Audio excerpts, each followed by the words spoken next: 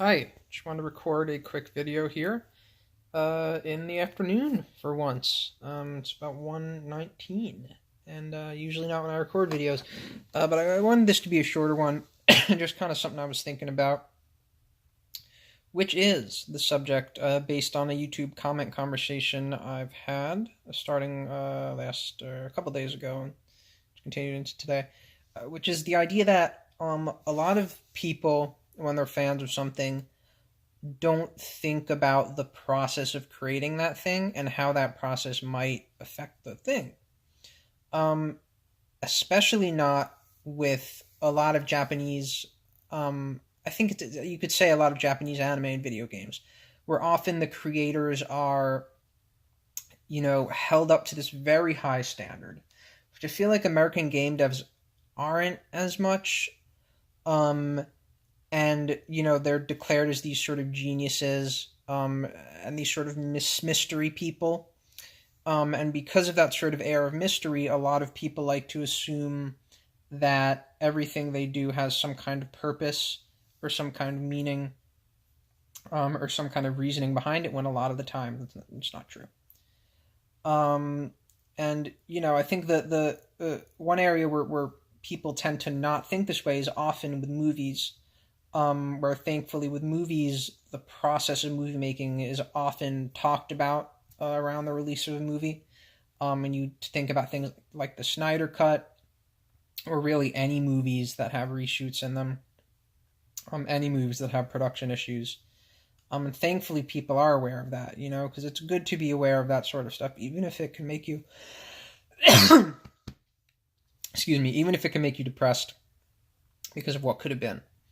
But I've often found that with anime and with Japanese video games, or probably some Western stuff too, people don't think this way. There's a conversation I had on YouTube yesterday about No More Heroes Travis Strikes Again, and this was about the new intro that they added to the game about a week after release.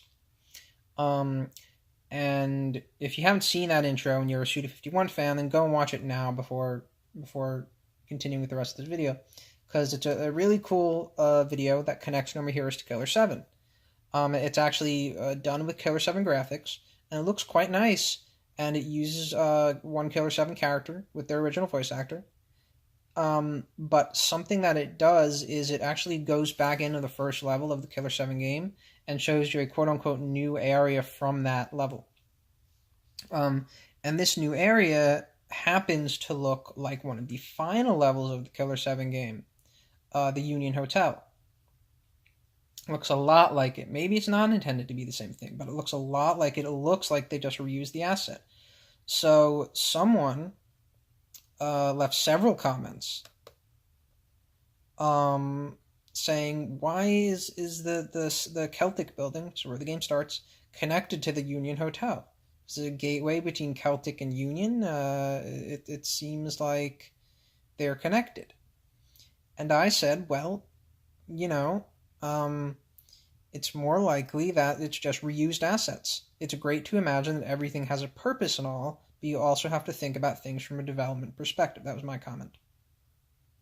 And someone responds to my comment where I specifically state what I'm trying to do, which is get people to consider things from that perspective, saying, this is Suda, Do realize everything has meaning, from words, collabs, name, etc. I'm not going to say that was, of course.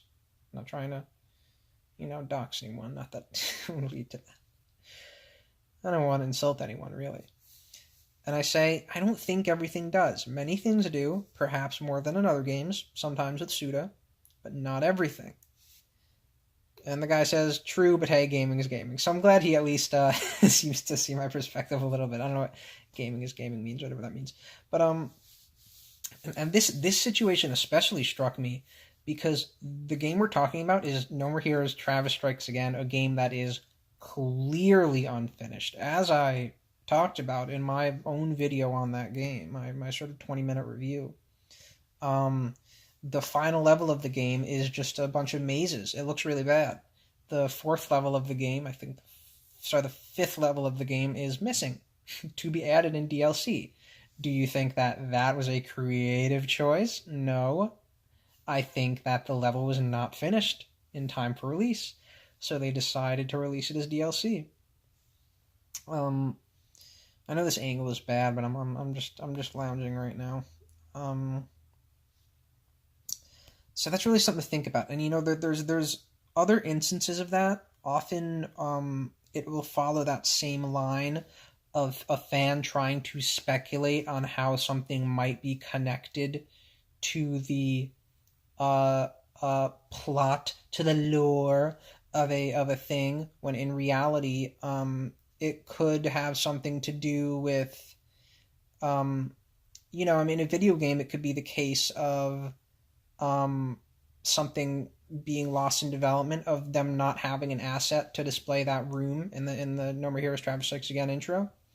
So they had to reuse an old asset.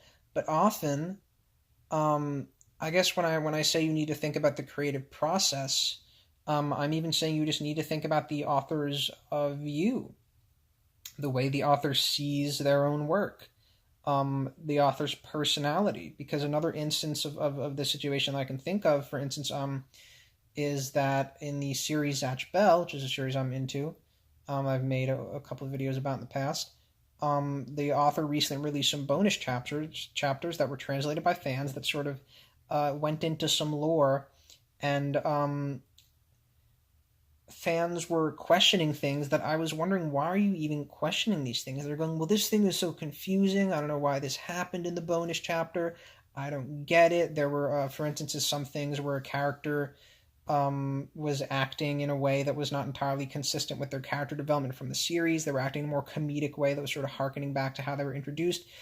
People got really mad at this. And my rationale with this is, you have to think about where the creator is coming from in terms of introducing new elements of the lore. Yes, he's introducing them, but you also have to think that not everything is an instance of that lore. Some things might be visual flair. Some things might be simply done for comedy, which is as it was in the case of that second example about that character acting that way. It was done for comedy. And for some reason, the people I was discussing this with seem to have trouble considering that these bonus chapters are presented in very specifically a non-canon way. And yet, very clearly, largely non-canon. And yet, the people I was talking about this with, and no offense to them, obviously, if any of them are watching this, I really like talking about the show, and I think that, they consider my opinion. I don't think they were they didn't throw it in the trash. And it's just that, they had trouble considering that, and it's just very clear once you consider that that's why this character is acting this way, is because the author feels that he can write it because it's presented in this sort of non-canon zone. And there are some things in those chapters that are supposed to be canon. Those things are canon. And to some people, that might kind of give you cognitive dissonance. Oh, how can there be canon and non-canon stuff in the same place?